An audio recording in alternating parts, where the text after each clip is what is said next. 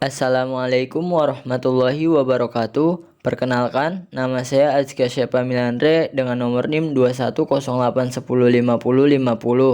Di sini saya ingin menjelaskan mengenai analisis regresi logistik menggunakan SPSS dengan judul Pengaruh Kekuatan Sinyal, Harga, dan Kualitas Pelayanan Provider Komunikasi terhadap Kepuasan Pelanggan.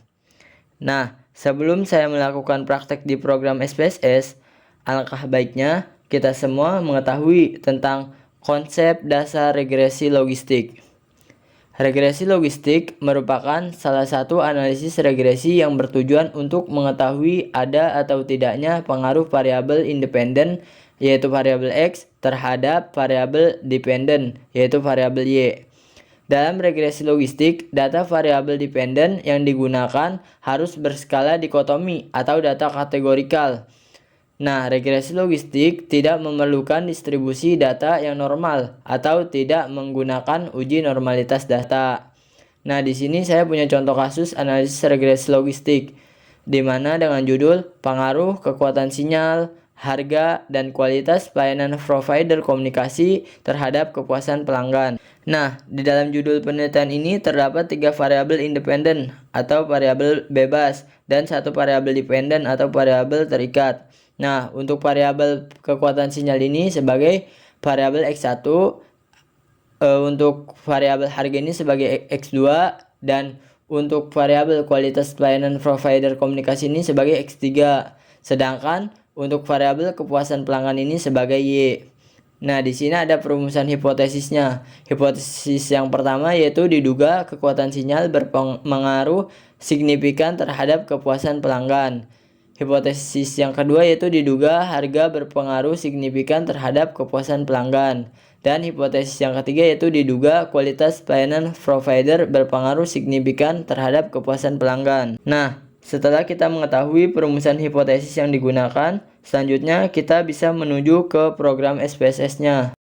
Nah, pada SPSS ini kita sudah mempunyai datanya, yaitu sebanyak 55 data.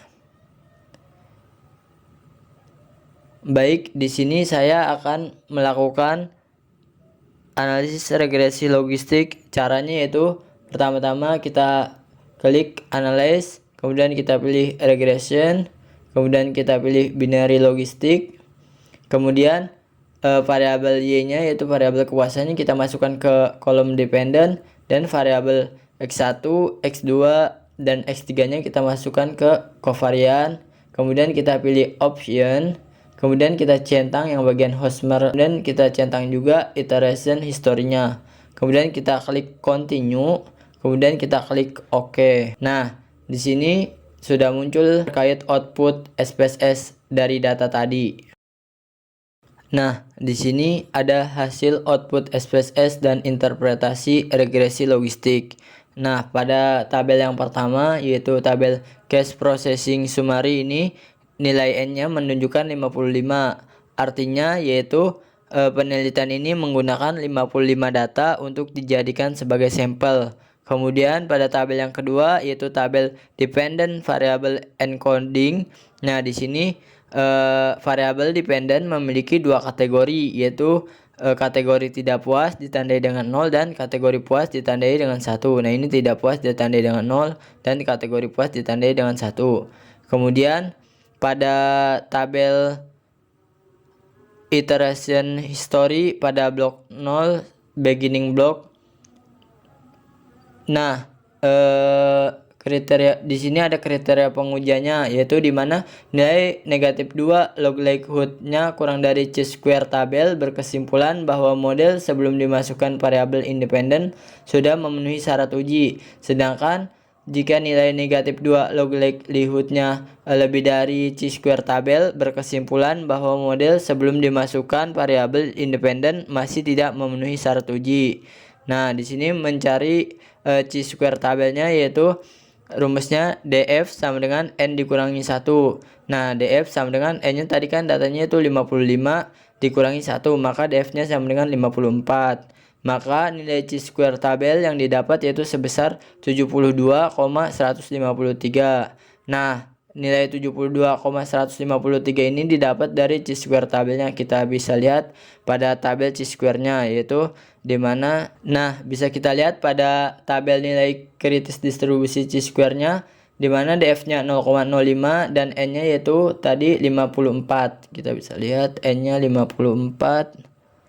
Nah, di sini df-nya 0,05, maka nilainya yaitu 72,153. Kita lihat lagi. Nah, di sini sama ya, nilainya 72,153.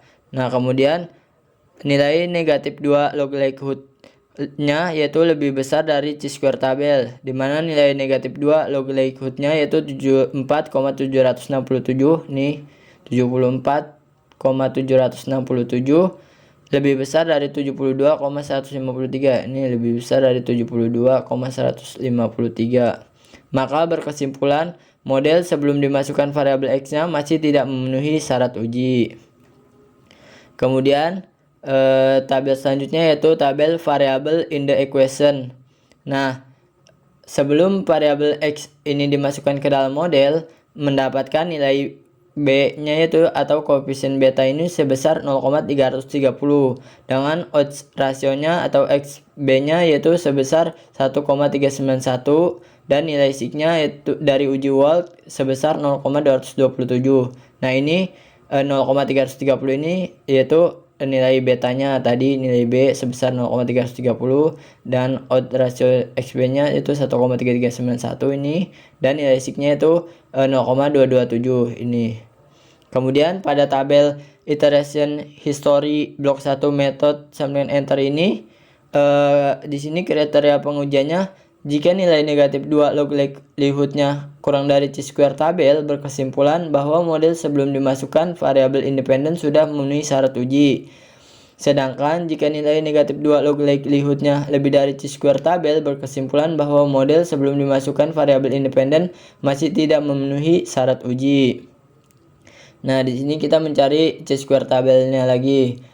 Rumusnya itu df sama dengan n dikurangi k dikurangi 1, di mana df sama dengan n-nya itu 55 dikurangi k-nya yaitu variabel independen atau variabel bebasnya sebanyak 3 dikurangi 1, maka df-nya yaitu 55 dikurangi 3 dikurangi 1, maka hasilnya df sama dengan 51. Nah, chi-square tabel yang didapat yaitu sebesar 68,669. Kita lihat lagi pada tabel chi-square-nya, di mana nilai n-nya 0,0, di mana df-nya 0,05 dan nilai n-nya yaitu 51. Di sini df-nya 0,05, n-nya 51, yaitu sebesar 68,669. Nah, sama 68,669. Maka nilai negatif 2 log likelihood-nya yaitu kurang dari chi-square tabel, yaitu nilai negatif 2 log likelihood-nya 58,310 kurang dari 68,669. Berkesimpulan, model sebelum dimasukkan variabel X sudah memenuhi syarat uji.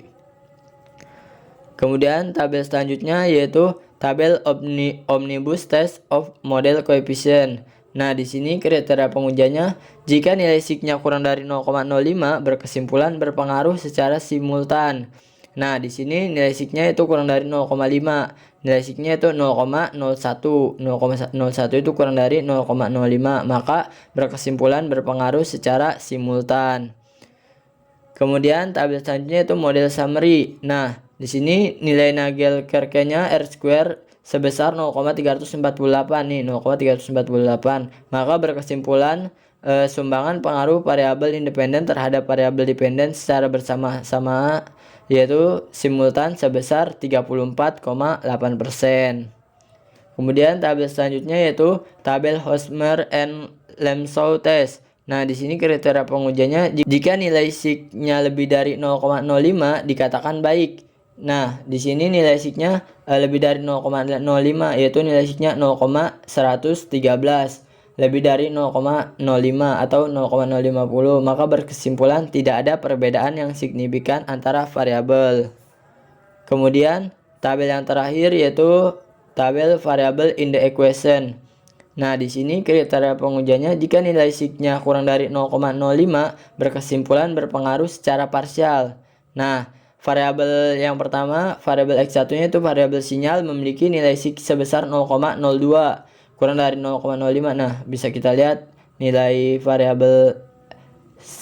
SIG variabel X1 itu 0,02. Nah, kurang dari 0,05 berkesimpulan variabel sinyal berpengaruh secara parsial terhadap kepuasan pelanggan. Maka H1-nya diterima. Kemudian variabel X2-nya itu variabel harga memiliki nilai SIG sebesar 0,614. Nah, ini 0,614 yaitu lebih besar dari 0,05, maka berkesimpulan variabel harga tidak berpengaruh secara parsial terhadap kepuasan pelanggan, maka H2-nya ditolak. Nah, yang terakhir yaitu variabel X3 atau variabel kualitas memiliki nilai SIG sebesar 0,189. Nih, SIG-nya itu 0,189 lebih besar dari 0,05, berkesimpulan variabel kualitas tidak berpengaruh secara parsial terhadap kepuasan pelanggan, maka H3-nya itu ditolak. Mungkin itu saja yang dapat saya sampaikan mengenai hasil output SPSS dan interpretasi regresi logistik. Sekurang-kurangnya mohon maaf. Billahi taufiq wal hidayah. Wassalamualaikum warahmatullahi wabarakatuh.